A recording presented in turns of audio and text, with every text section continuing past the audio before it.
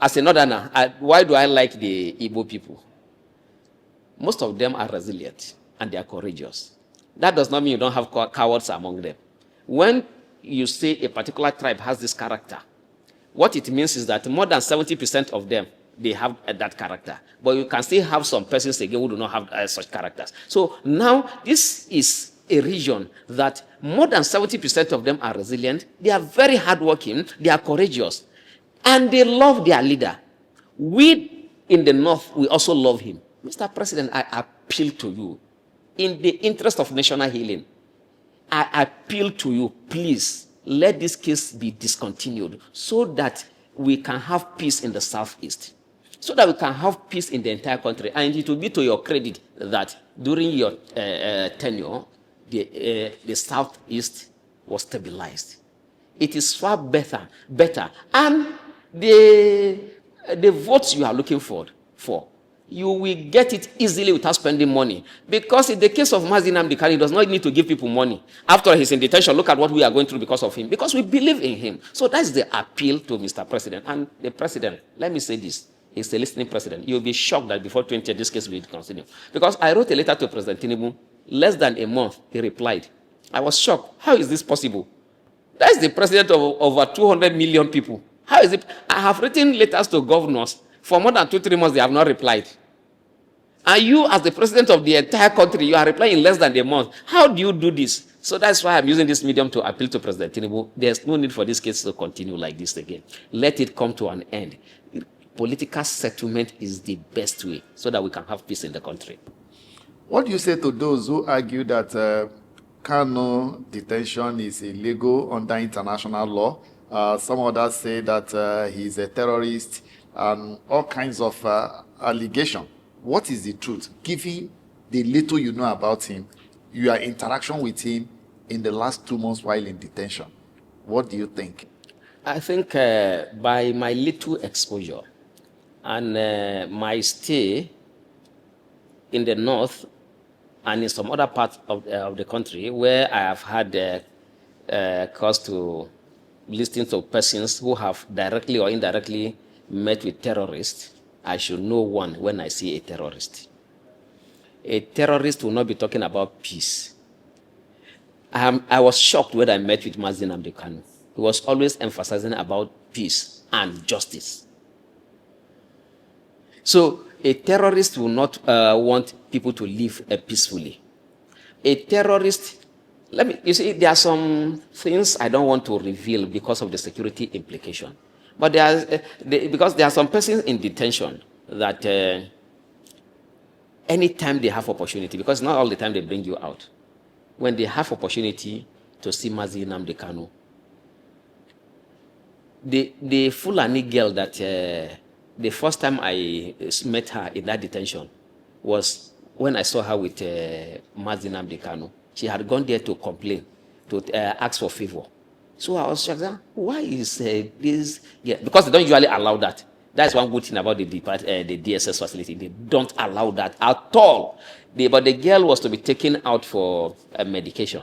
So she saw Nnamdi Kanu and quickly started talking to her because she doesn't speak English fluently, and there was a gap in communication. So I had to come in. I realized that she has more confidence in Nnamdi Kanu than even her own father, by the way she was talking. Mazi was consoling her that do this. She said she was even complaining that she has stayed here for a long time. She doesn't want. She was talking about even committing suicide. Mazi was consoling her and telling her what to do. That's the kind of, if a terrorist will not bring. I'm talking about a Fulani lady, and they are virtually all tribes you find there. Everybody in the detention facility rallies around Nnamdi Kanu. And the way he was always speaking to me, a terrorist will not be talking like that. And, okay, another thing again. On a Salah day, that Salah I spent in detention, the big Salah, I, as a Muslim, I felt irritated. But even Mazi, he doesn't, he tolerates all of these things. Because on that Salah day, After during the celebration,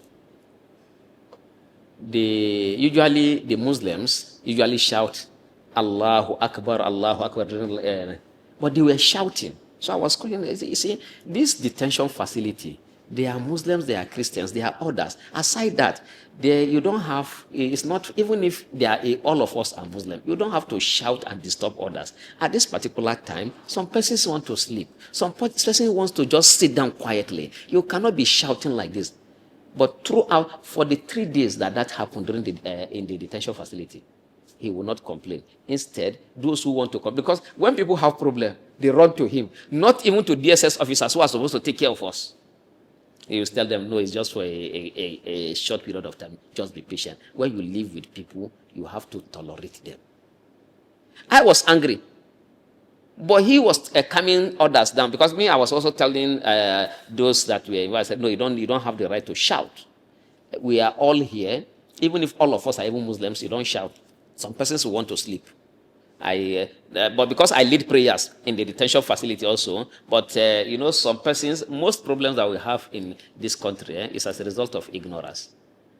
But they couldn't challenge me because they know that I am a Muslim, and I also one of their leaders, even in the detention facility, because I lead prayers. Then it was when I came that we started even doing the Friday Juma prayers. But I told them that if you want to worship God, you don't have to disturb another person. That any act of worship where another person will feel injured or another person's peace will be taken away, that is not an act of worship that will be rewarded. Now, we don't have to raise our voices. In short, even when I do recitation, I bring my voice down so that it doesn't disturb others. And so I was always telling that this is how a religion should be practiced. It should not be a source of problem to people. But Mazdi was not complaining. So if he's a terrorist, I have not seen anything that will make me. That's why I believe in him. I believe in him 100%, more than I believe in my state governor, more than I believe in virtually all Nigerian leaders.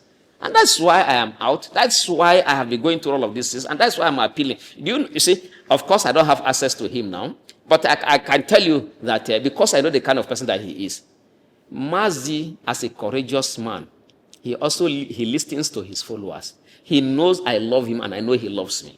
So for that reason, once he's released, I'll go and appeal to him. That the same way you told me to play along, I played and I have been released. When I was released, I went on air to appeal to Mr. President for your case to be discontinued. I know you are a strong man, but because of those of us who love you and we want to see you outside, please stop so and so, discuss with Mr. President, and see how this thing can be resolved amicably. I am very sure Mazdi will listen to me because he is a listening person. We argue with him on certain things, and he's very vast. So that is the reason why I am coming out now to make this appeal and to tell Nigerians that, and all those listening to us, that Mazdi Nnamdi Kanu is not a terrorist. He is not a criminal. His only problem is that he's fearless and courageous. He hates injustice. He used to tell me, he will speak in Igbo and translate to me. He will say this is a proverb in Igbo language. That I remember a particular one that he told me, that in their place, when a child is beaten by his parents, is being beaten by his parents, and the child runs to an elder, yes, that elder will now serve as a shield, so that the parents will not continue to beat again. And also that if anybody is being molested, it is the responsibility of others to come out and stand for the person who is being molested, so that you don't keep quiet when a particular person is being humiliated. That he will speak he said that this is a proverb in Igbo language, and then he will translate that this is. So there are so many things he told me, so that these things are not allowed. These are the things that are not good, and society must condemn acts of injustice. And that's why, and he demonstrated that, and he's still demonstrating that in the detention facility where he is. As I speak to you, if not because of the professionalism of the DSS officers who are close to him, I can tell you that all of them, if you ask them, those that are close to him, that work close to him, all of them, no exception, will say that they should release him. All of them, they like him. The way they interact with him, you see that they like him. Everybody that detention facility, they will want him to go, but they will miss him. All. You have virtually all tribes in that detention facility, but all will want him to go. All are saying he's a good man. Those who don't know him, are they now saying that all the people who are with him don't have their reasoning and their thinking is bad? Everybody in that detention facility, I let the DSS conduct a survey. Everybody will say Nnamdi Kanu is a good man. The Igbos will say the same. Yorubas will say the same thing. The Fulanis will say the same thing. The Hausas will say the same thing. I met him just for how many days. See how I am passionate about him now. I'm among those who are his members already. Anywhere he goes, that is where I go. Because I know he's a good leader. You see, you will always want to be by somebody who will not betray you. Somebody that you know that will always stand for you. One of the things my family members told me that you should be happy that you were detained, because at least you have got to meet Nnamdi Kanu. So that because when I went back home, I told them that I had a wonderful discussion with Mazi. I said, that means this is a blessing now. If you were able to, now are you sure? Say, I'm sure that somebody that I know very well that this. I told them the story about Nnamdi Kanu. That was why when I was going to protest during the last protest, and because a lot of my family members entertained fears that it was going to be that the security will clamp down on us, but I said no. If you cannot betray somebody who stood by you, who is a good person, we just pray for you. Whatever happens, go.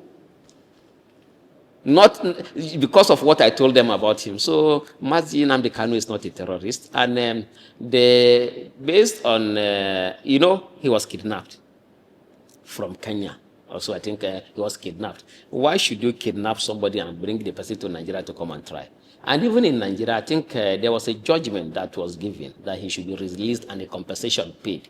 Why was that judgment not carried out? So this thing has nothing to do with law. It is pure political witch hunt, and that's why we want Mr. President to just end this.